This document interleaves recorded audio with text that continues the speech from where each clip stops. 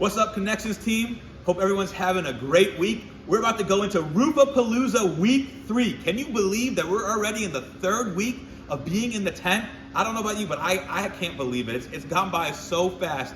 And one of the things that, as I've been praying this week, that God showed me specifically for me, but also to share with you, is that as we get more used to something, our level of expectancy starts to drop. And God had to remind me, actually, because I started to forget the word he put in my heart of that we're going to expect what we see to expect. We're going to see what we expect to see.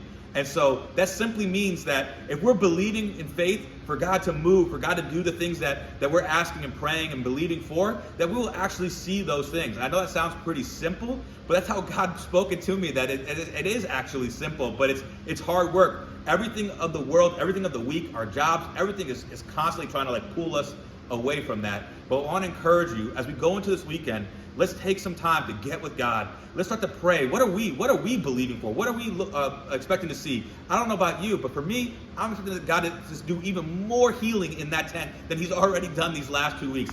I'm believing for salvations on top of salvation, that hands are going to fly up, that people are going to give their lives to Jesus. And what we do matters so much in it.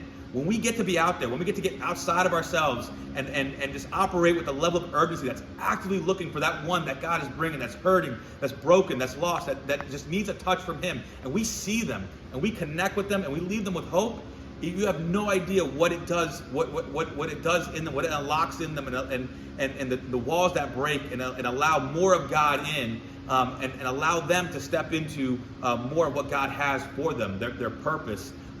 They're just in community, and anything else along those lines. We get to be a part of that. What we do matters so much. I want to encourage us that as much as the enemy's going to try to bring attack of us, like, oh, this is another weekend, or there's all these other things going on.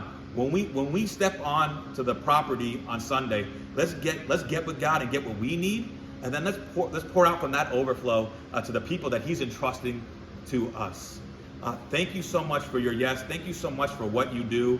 Love you all. See you this weekend. One last thing, don't forget, be praying. We have people taking a next step into Empowerment Track, and it's never too early. We're going to be talking about Empowerment Track. It's never too early to start inviting people to the next Empowerment Track on June 9th. See you Sunday.